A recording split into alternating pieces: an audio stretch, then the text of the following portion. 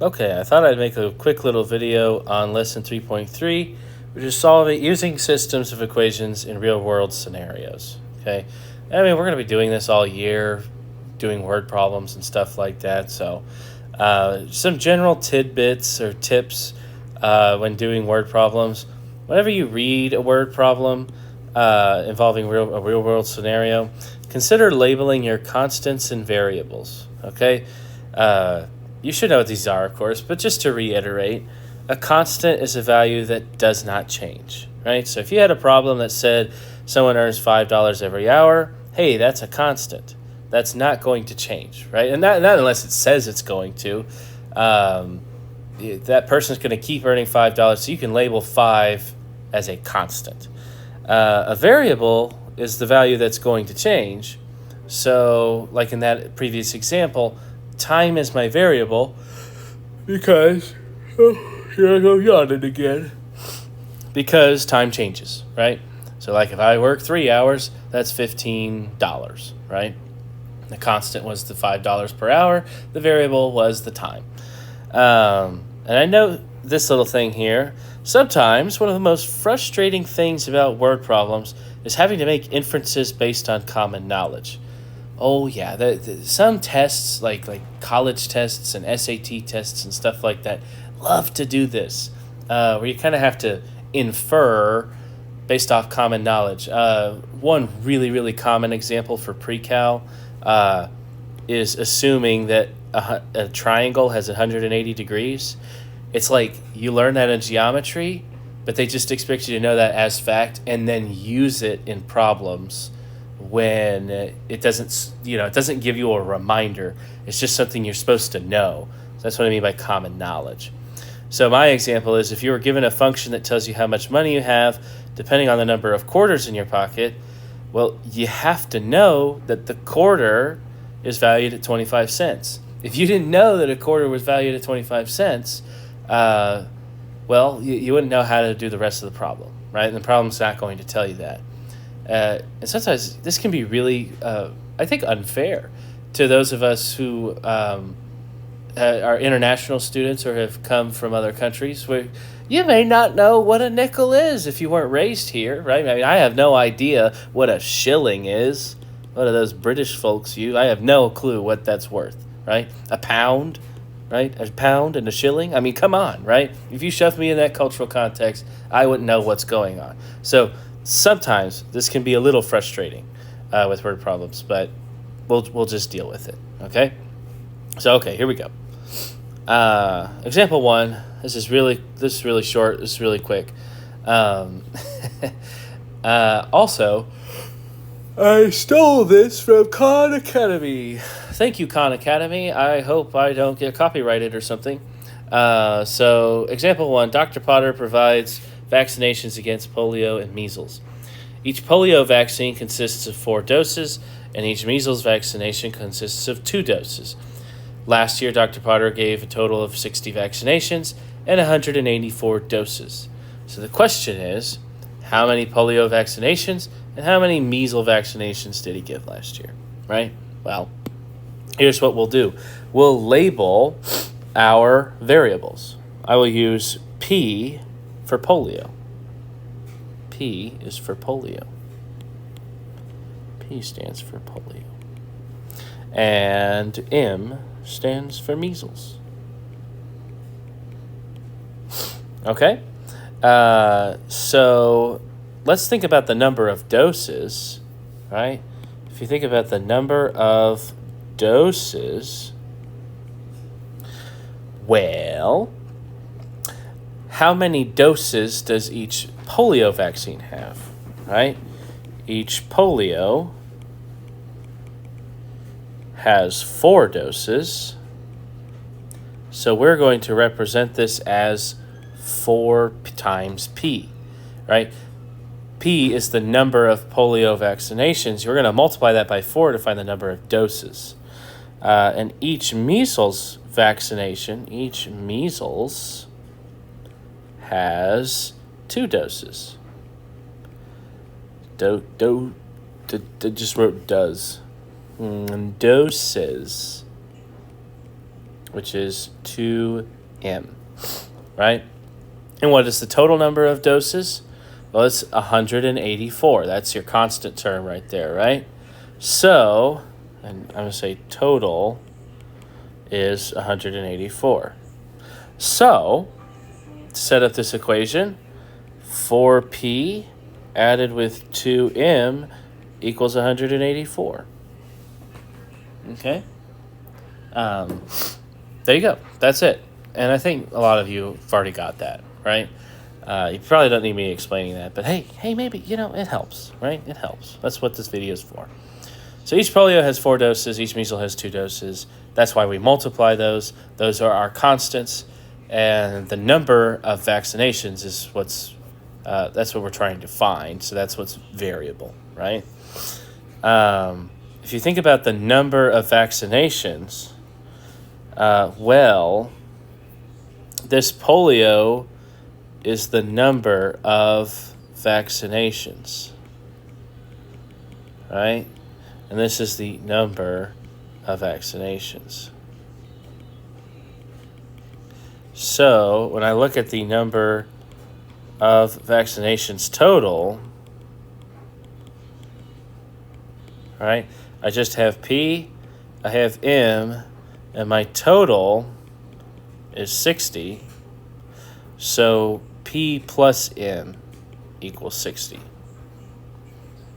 And all I'm going to say is put these together, and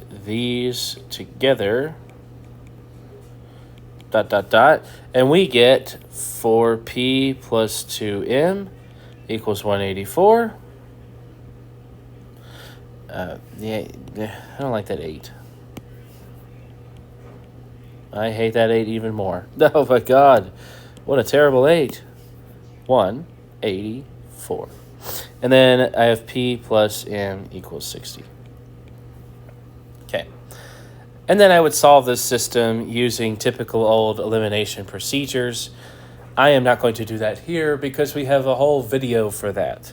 But what I am going to do is show you a new resource you may not have known about. So for those of you who don't have TI-84 calculators at home, because my goodness, those things cost like $200, right? For those of you that don't have those at home, there are online matrix calculators. In fact, Desmos, Desmos, Desmos has an online matrix calculator that you can use for your homework on lesson 3.3. Okay, so if you can't do this in class, you can still do it from home. It's pretty much the same thing using RREF and all that. So I'm going to put this into a matrix real quick. Augmented Matrix 4, 2, 184, and then P is times 1, then 60. And I'm just going to put this in row reduced echelon form, RREF, using calculator.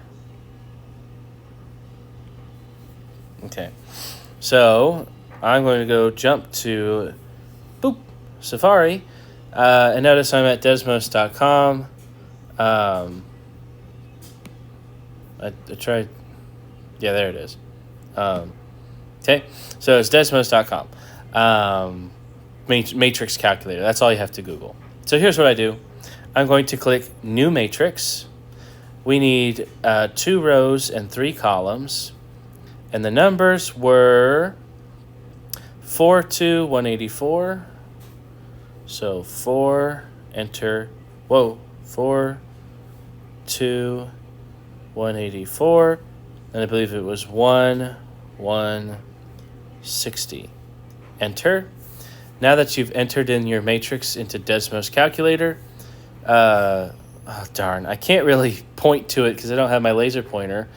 But if you look at the bottom left corner of this matrix calculator, you should see the button RREF. If you click that, there it is. And then you just say RREF of A, and there it is. It does the boop, boop. Look at that. So it says 1032 and 0128. So I get 1, 0, 32, and 0, 1, 28. So what does this tell me, right? P equals 32, and M, the number of measles vaccinations, equals 28. And there's your answer. Done. Okay? So that's how you do it, and that's the matrix calculator that you can use from home. For word problems, and just so you know, this test that we're doing this year is 6 word problem, or 6, I don't know. There's 6 problems for multiple choice, and you can use a calculator on it. So get comfortable using the TI-84. Otherwise, you'll have to do it by hand, and that's just not going to be fun, right? There's free responses where you get to show me you can do it by hand. Okay, let's move on. Example 2, last example, I'm just doing 2. And I created this one myself. So I did not steal this one from Khan Academy. Example 2. Mr. Spake is starting a fundraiser for classroom supplies because half the markers he bought at the beginning of the year are already dead before the first report card has even been issued. So, students who love Mr. Spake will donate $5 to the classroom. Students who like Mr. Spake, students who are fond of me, will donate $3 to the classroom. And students who are still growing on Mr. Spake will donate a nickel. At the end of the fundraiser, Mr. Spake finds that he has made $56.50. There are twice as many students who like Mr. Spake than those that love Mr. Spake, and there are 20 more students who are still growing on Mr. Spake than those that like Mr. Spake. So how many students like Mr. Spake, right? And you might say, oh, I already know the answer. It's none. No, I'm kidding. So let us go through this. Actually, you know it's a better answer? How many students like Mr. Spake? You ask, well, how many students does Mr. Spake have? Right? Did you get it? Okay. Let's move. Okay. So let X represent the number of students who like, Y is love, and Z is growing on, right? That is just the number of kids in this class, hypothetical class, donating money, right? So,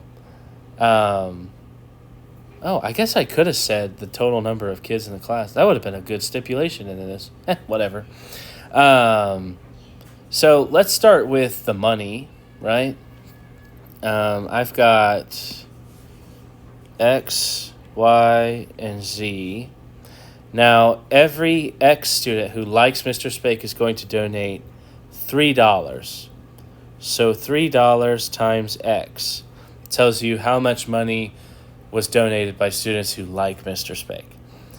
$5 times Y is the number of students who love Mr. Spake. And then, what's Z? Well, this is what I was talking about, real world things where you have to assume. How much is a nickel worth? A nickel is worth $0.05. Or in other words, it's worth 5 cents. So I do 5 cents times Z equals the total number of money, $56.50. Okay, and that is my first equation. The second equation says there are twice as many students who like Mr. Spake compared to those that love. So, think about your relationship between number of students who like versus number of students who love. And the number of students who like are twice, there's double that, right? So the question is, I have a 2, but do I put the 2 on the X or do I put the 2 on the Y? And this is something many students seem to struggle with. Be really careful when you construct this. Really think about it and check your answer before just going through it thinking you got it. It should be X equals 2Y. For instance, if 10 students like Mr. Spake, then that means 2 times 5, right? 5 love, 10 like. Because 2 times 5 is 10, right? So you got to be careful with that, right? There's twice as many students who like versus those that love. If you want to really check this, pick a number and plug it in, and it should be double, right? And if it logically doesn't make sense, then you know to pick the other way, right? Like if you had said 2x equals y, if you plugged in 5 for y, expecting 10 for x, well, 2 times 10 is 20, and 20 does not equal 5, so that's not true. So you would know you had it backwards, okay? So just plug in a number and check. Just think about it logically and use concrete examples to verify that you set it up correctly. Now from here, the last line says, there are 20 more students who are growing on Mr. Spake than those that like Mr. Spake. So the number that here, so X is like, and Z is growing on, right? Z is 20 more than X. So you would really say X plus 20 equals Z, because it's 20 more than X. So X plus 20. You're going to add 20 to X, and that is what Z is. Okay. Now, you'll want to rearrange, so you can put this into a matrix. I'm going to say rearrange 3x plus 5y plus 0.05z equals 56.50. X minus 2y equals 0. And then x minus z equals negative 20 if you're moving all that over. Okay? So my matrix is 3, 5, 0.05, 56.5, 1, negative 2, 0, 0, 1, 0, negative 1, negative 20. That is converting this to a matrix. Make a matrix.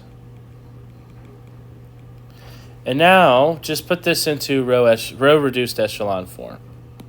Okay? We can do this in, I guess, yellow. Use RREF. Okay? So we're going to do that. 3, 5. Okay, so I'm just going to type this in. I'm trying to memorize it. 3, 5, 0, 5. Okay. So I'm going to go back to matrix A. We now have 3 rows and 4 columns. And it was 3, 5.05. And then it was 56.5. And then the next line, 1, negative 2, 0, 0. 1, negative 2, 0, and 0. And then 1, 0, negative 1, negative 20. 1, 0, negative 1, and was it negative 20? Hooray! And you can see my row reduced echelon form is right there. So it's 10, 5, and 30. That's my answer, right? Zoom in. I got 10, 5, and 30. I'm just writing the output here. Diagonal of 1s with 0s beneath and above. I want that 0 a little bit more centered. Boop. So what does this tell me? It tells me x equals 10, y equals 5, and z equals 30. But remember to answer the question. Right? I'm going to use answer the question, because you can't really stop here and just box that. Right? The question asked, how many students like Mr. Spake? Right? This is the question. So, X, if you look here in red, X represents the number of students who like Mr. Spake. So, 10 students like Mr. Spake.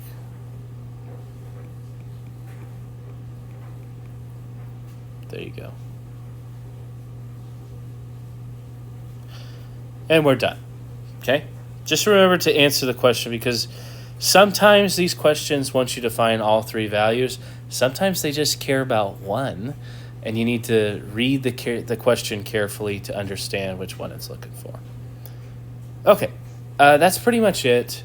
I threw a bunch of homework problems on this one because I really want you practicing reading word problems and interpreting these equations. It's a super, super important skill. So yes, it's 12 problems, so it's kind of a lot in terms of quantity of problems. And some of them are a little difficult. But use the matrix calculator, okay? Don't let the math bog you down on this. This homework, this lesson, is really about the concepts of setting up an equation, rearranging it, and putting it into a matrix. If you can do that, you will be very successful on the exam. I would say this is probably the most important homework in terms of preparing for the test. Okay? Okay. Hope you enjoyed that. I know that last example is a little silly. I'm just joking around, all right? I'm just a little sad is all. I just thought, no, and I'm sure you guys are too, right? I mean, aren't you? Right? You open up the marker and it's dead or it's smushed in. It kind of sucks, right? So, I don't know. Maybe you can make example 2 become a reality if you want to help me buy some more supplies. But, I don't know. I'm not going to ask. Okay. Hope you found this useful, and I'll see you around.